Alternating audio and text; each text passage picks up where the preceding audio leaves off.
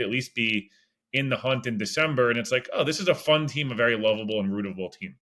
No, I think you hit it right on the head, as a matter of fact. And I've heard that, the last year's Mets is being the comp. That's a good one.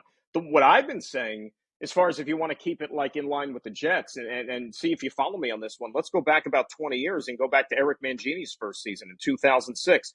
I mean, the parallels to me are shockingly similar just in terms of how we got to this point. Okay, you have Mangini, first-year head coach. You got Aaron Glenn, first-year head coach.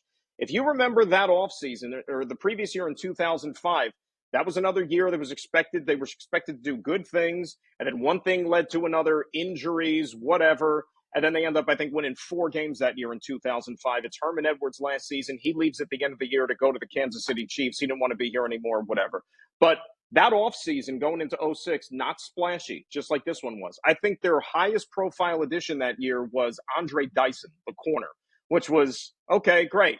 But they said goodbye to a lot of big names, Kevin Mawai, John Abraham, Ty Law, all those guys they moved on from, a little bit of a rebuilding.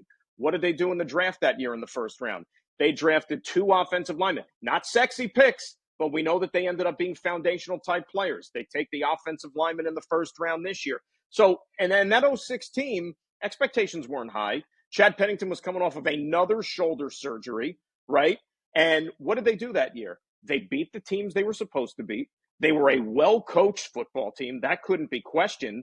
And they won 10 games, probably squeezed out every last ounce of potential of that team, and they made the playoffs as a wild card. I'm not saying this is a playoff team, but you know this. You watch the game long enough. It's amazing. If you're well-coached, you don't beat yourself, you get the maximum out of your talent, you could surprise some people. So I think if you're a Jet fan and you remember that team and what they accomplished that year, maybe history repeats itself in 2025.